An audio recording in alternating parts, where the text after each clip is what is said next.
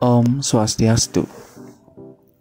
Perkenalkan, saya Made Padmika, mahasiswa PPG Prajabatan Uniksa Angkatan 1 tahun 2023. Kali ini saya akan membuat video guna memenuhi tuntutan ujian akhir semester pada mata kuliah Perspektif Sosiokultural dalam pembelajaran Indonesia atau biasa kita sebut PSDPI, yaitu tentang kampanye praktik baik penerapan scaffolding pada Zone of Proximal Development atau ZPD pada pembelajaran.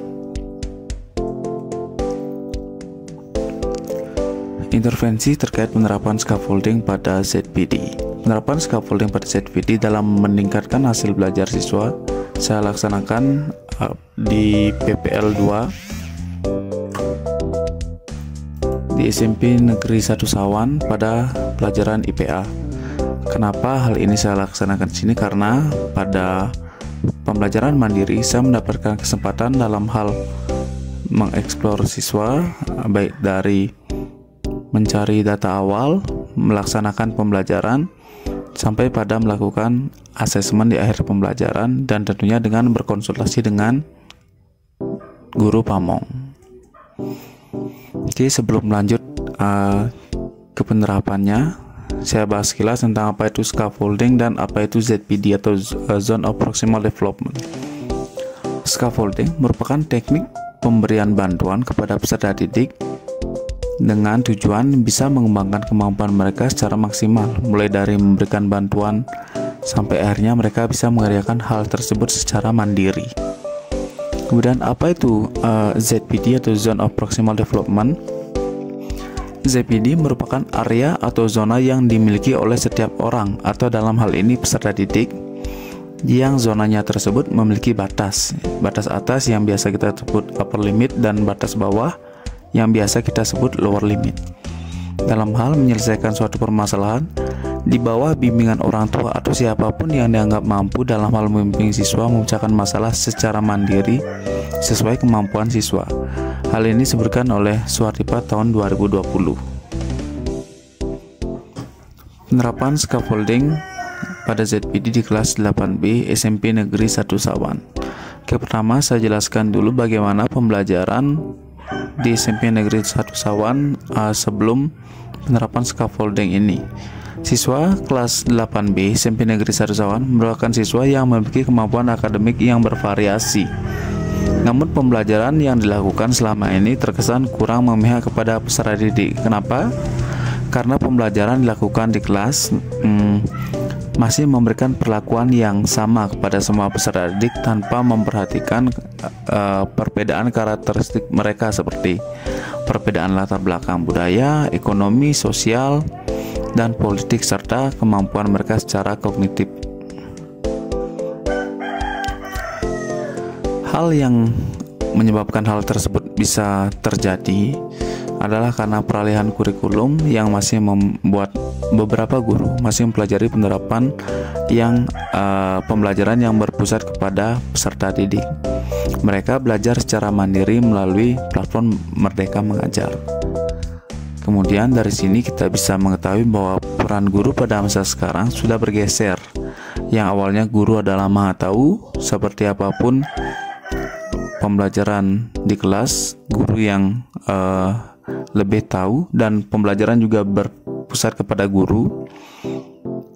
Hal ini bisa saya bilang kenapa? Karena saat tidak ada guru di kelas, maka pembelajaran tidak akan terjadi. Nah, kalau pada masa sekarang ini bergeser ke arah guru sebagai fasilitator, yang mana peran guru adalah untuk memfasilitasi peserta didik dalam mengembangkan kemampuan mereka. Guru harus memiliki kemampuan untuk bisa mewujudkan hal tersebut. Hal ini bisa dilakukan atau bisa digapai dengan cara mengikuti pelatihan-pelatihan ataupun dengan berdiskusi dengan orang yang dianggap lebih mampu.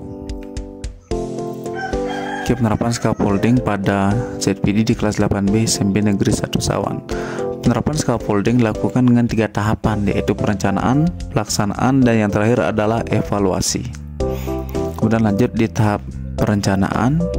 Itu dilakukan dengan beberapa cara, atau dalam ini saya melakukan beberapa cara seperti dengan melakukan asesmen diagnostik, baik itu kognitif maupun non-kognitif. Yang non-kognitif adalah untuk mengetahui gaya belajar, minat, dan lain-lain. Kemudian yang kognitifnya adalah mengetahui kemampuan kognitif awal dari siswa tersebut pada materi yang akan saya ajarkan. Kemudian cara lain adalah saya berdiskusi dengan guru pamong tentang bagaimana keadaan siswa di kelas 8B SMP Negeri 1 Sawan. Pendidik juga membuat modul ajar dengan memilih pendekatan dan model pembelajaran yang dirasa bisa mengembangkan kemampuan siswa sesuai dengan karakteristik dari peserta didik yang akan kita ajar. Oke, lanjut ke tahap kedua dari pelaksanaan dari scaffolding, yaitu tahap pelaksanaan. Pembelajaran dilaksanakan dengan menggunakan pendekatan TRL atau Teaching at the Right Level yang memberikan bantuan sesuai dengan tahapan perkembangan dari peserta didik. Pembelajaran dilakukan secara berdiferensiasi guna memfasilitasi peserta didik yang memiliki karakteristik yang bervariasi. Model pembelajaran yang dipakai adalah model discovery learning dengan tujuan semakin meningkatkan kemampuan berpikir kritis dari peserta didik. Penerapan scaffolding. Oke, di sini saya tampilkan dua gambar. Yang pertama adalah scaffolding dimulai dari awal pembelajaran, yaitu dengan penayangan video untuk menjadi bagian persepsi dan juga memberikan pertanyaan pemantik yang mulai membuat peserta didik terangsang dengan materi yang akan saya ajarkan. Materi yang saya ajarkan pada video ini adalah campuran. Selanjutnya, scaffolding juga saya berikan pada pembelajaran intinya, yaitu pada pembelajaran berdiferensiasi, yang mana peserta didik saya arahkan untuk membentuk kelompok sesuai dengan hasil pretest. Pretest yang saya lakukan adalah pretest untuk mengetahui kemampuan kognitif dari peserta didik, sehingga scaffolding yang saya berikan di masing-masing kelompok nanti sesuai dengan tahapan kemampuan kognitif dari peserta didik tersebut.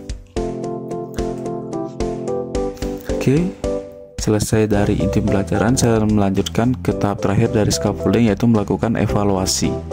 Nah, evaluasi saya lakukan dengan melakukan post-test di akhir pembelajaran. Hal yang saya pakai sebagai acuan atau tolak ukur dari keberhasilan pembelajaran itu adalah membandingkan hasil post-test dengan pretest yang saya lakukan sebelum memulai pembelajaran. Oke, kemudian hasil yang dicapai setelah penerapan scaffolding. Yang pertama, siswa terlibat aktif dalam pembelajaran. Hal ini terlihat dari pembelajaran berlangsung dengan banyak terjadinya diskusi. Kemudian siswa terlihat lebih bersemangat karena pembelajaran dilaksanakan sesuai dengan kemampuan peserta didik. Selanjutnya, peningkatan kemampuan siswa dalam hal memahami pelajaran bisa diukur dengan hasil pretest dan hasil posttest, yang mana pada hasil posttest menunjukkan peningkatan nilai dari siswa dibandingkan dengan pretest yang mereka buat di awal. Yang terakhir adalah siswa dapat belajar dengan aman dan nyaman karena pembelajaran atau proses pembelajaran yang terjadi tidak membuat mereka merasa terbebani karena disesuaikan dengan kemampuan yang mereka miliki. Oke, sekian video tentang scaffolding pada ZPD yang saya lakukan di kelas 8 SMP Negeri 1 Sawan. Akhir kata saya ucapkan terima kasih. Om Santi Santi Santi Om.